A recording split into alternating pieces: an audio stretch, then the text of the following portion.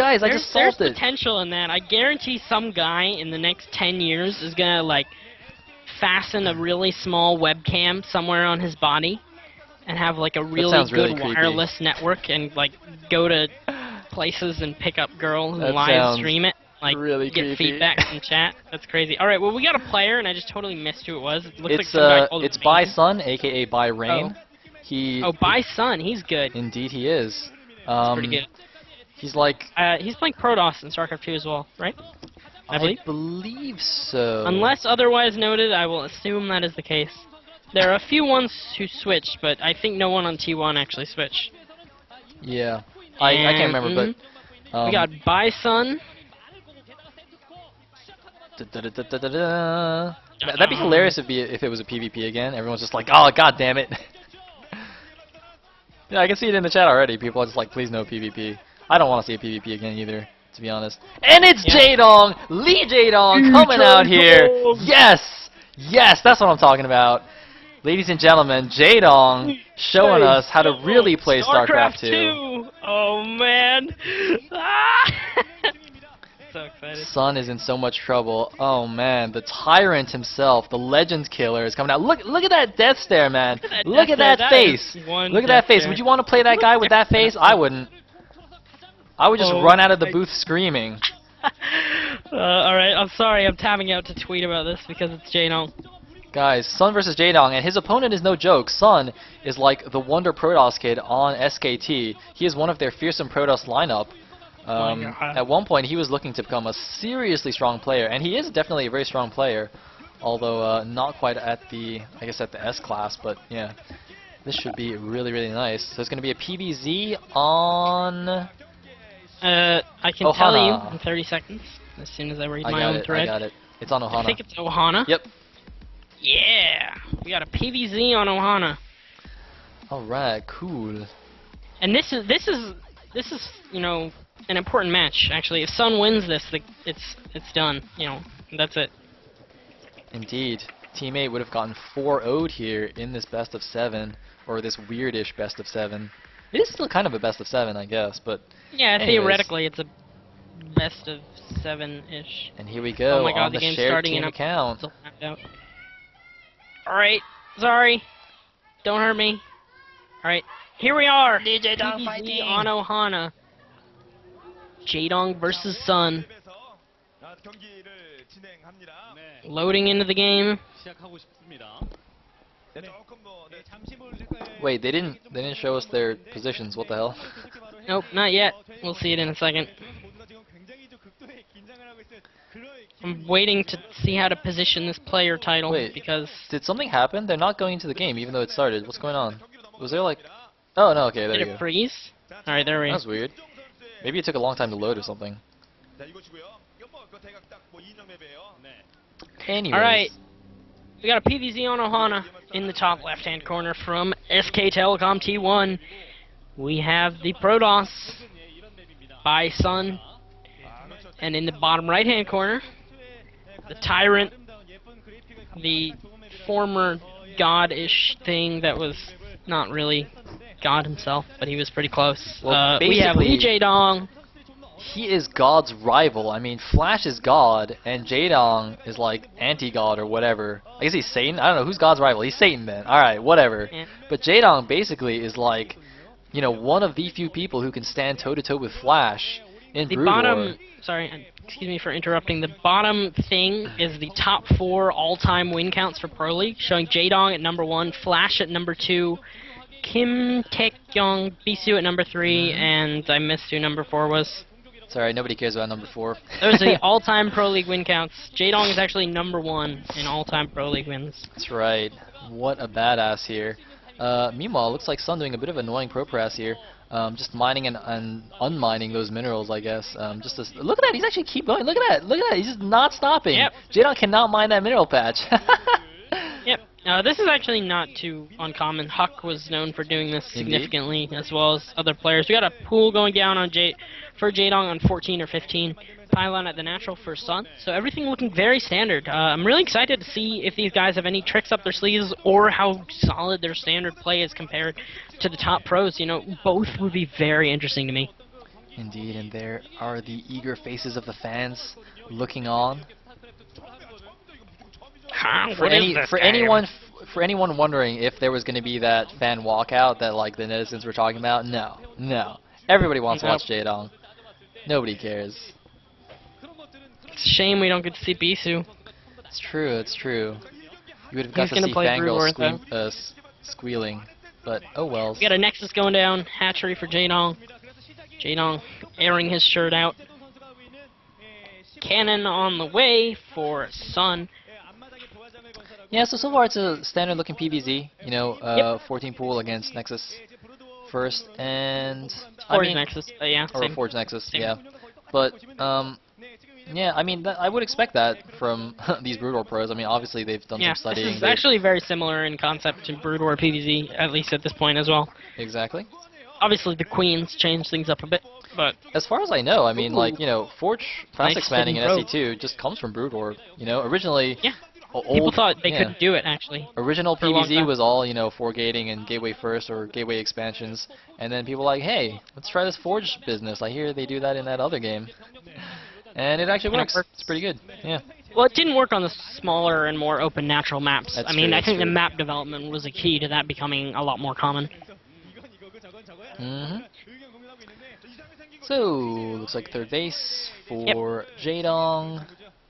Everything looked very normal. Double gas and core for Sun. I believe that's a double gas. Looking on the minimap, it looks like it. And Pro Guy's going to go scout the third base, so Sun is going to know exactly what's up. He will see that. That is actually pretty important, because, you know, the possibility of all-in is always there if you don't see the third base, as well as, you know, some weird 2-base muta build that Europeans like to do. But, you know, first major choice we'll see is Sun's kind of first tech building after this core finishes. Whether he'll add gateways or build a Twilight, perhaps, or robotics. Quite a few choices at this point. You know, he basically could choose any tech path. And that's actually one thing that, you know, if you're looking at something from, as a Brood War fan, to appreciate about StarCraft 2 is that I feel like in StarCraft 2 there are a lot more viable tech paths for each race. You know, you kind of have many options. You know, we could see legitimately a robotics, a Twilight, or a Stargate at this point, and he could play a totally different style with each one. I totally agree, man. Dude, there's so many games on the ladder. I'm like, I'm playing a PvZ, right? And I see a fast lair. I'm like, oh, okay, it's like, it must be mutas or lurkers, but you can't make lurkers in SE2, so it's obviously muta. And then there's like proxy spine crawlers and like a Nidus in my base. I'm just like, oh my god, why is this even possible? We got a robotics as well as +1 attack coming up for Sun. This suggests a possible 2-base immortal timing, but could equally likely be a third base behind gateways and a robo. Based on the map, I'd say it's more likely to be an immortal timing, but there's no guarantee. Jaedong adding triple gas. Looks like 3 gas for Jaedong. Still no Roachmorn or Evo. There goes the Evolution Chamber. So looking very standard from Jaedong thus far. Overlord getting pretty much a full scout. I don't actually know if it saw the robotics. Looks like it is in his vision. Yeah. He had to have clicked it though in order to actually see what building it is. Presumably he did that. Meanwhile, the Overlord getting taken down there in the main base. There's 1 gate. Observer on the way. 2 gate. 3 gate. 4 gate. 5 gate. And is that a 6 or a 5? I can't read it, actually. I think that is a 6. I'm not sure. Meanwhile, Lair about halfway done now for Jaedong. Looks like, oh, yeah, no. pretty fast Lair, actually. Well, it's 5 gateways there plus the 1 at the wall, so I think that is 6 so in total, I think it's 6 total. Yep, yeah. alright, sweet. 5 in production. Yep. So we should have some serious 6-gate immortal pressure coming out from Mr. Sun. Jaedong going for a relatively fast Lair, relatively late Roachborn as well. Also adding a macro hatchery. Not uncommon, but you know we don't always see this at this point from Zerg players in StarCraft 2. He looks to be on about 5 gas right now, I believe. Yep. Which is, you know, 2.5 bases worth of gas. It's interesting because I wonder if, like, just instinctually as a Brood War player, he'll add the extra hatches for more larva. I mean, you know, obviously I was curious about that as well. He knows about the injects, you know, but just still, I think just you know, it's in his blood to just make more hatcheries.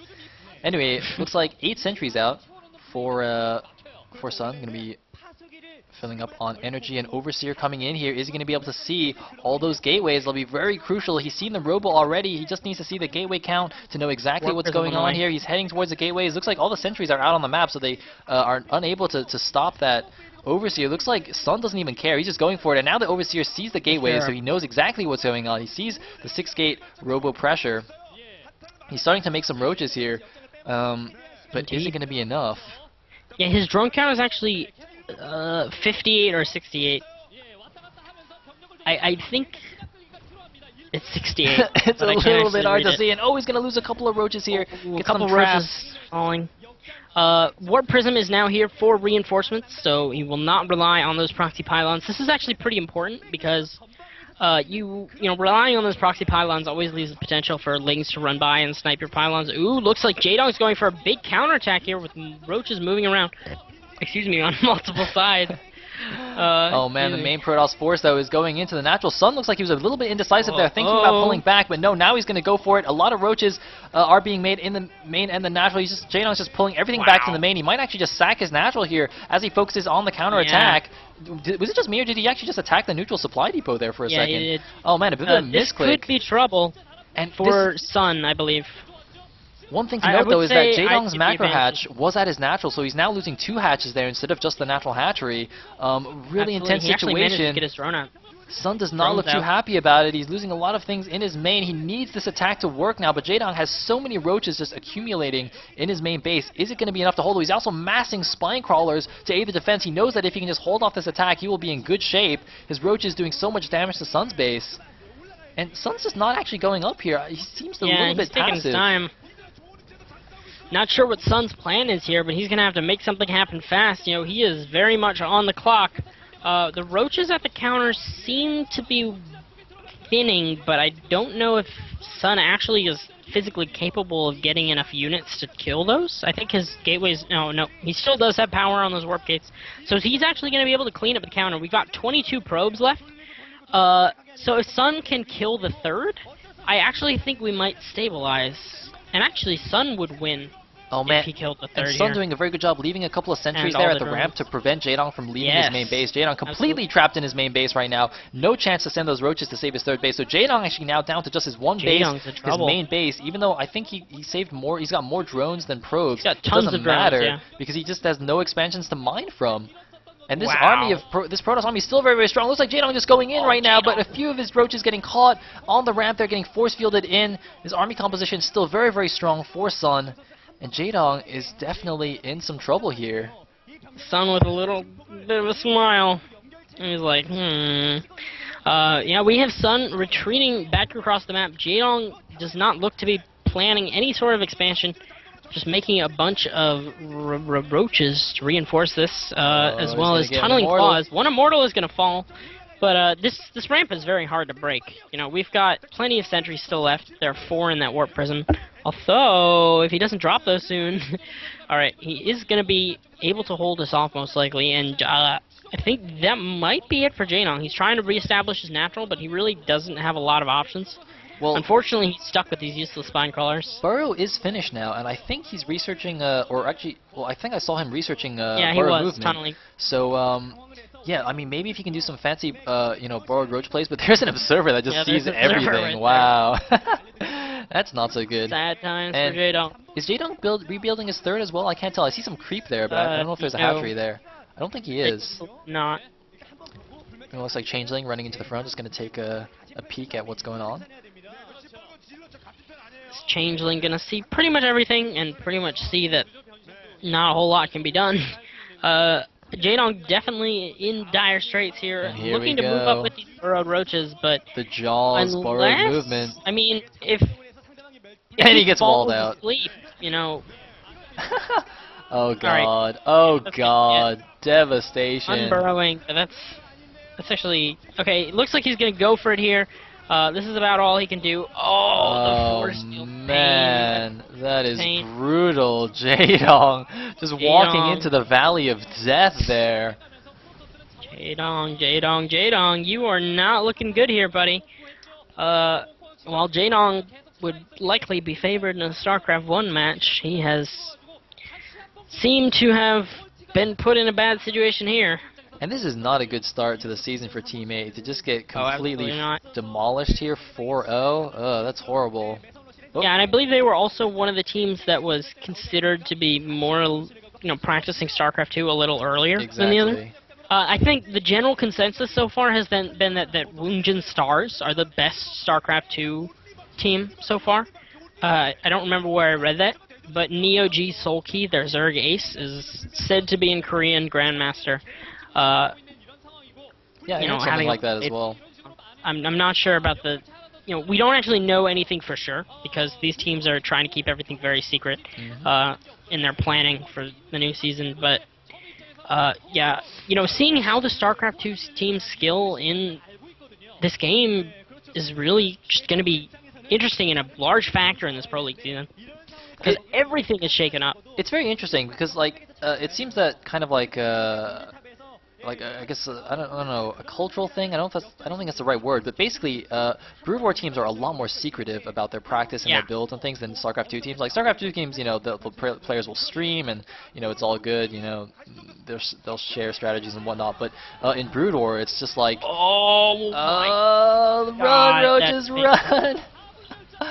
Oh man, poor roaches.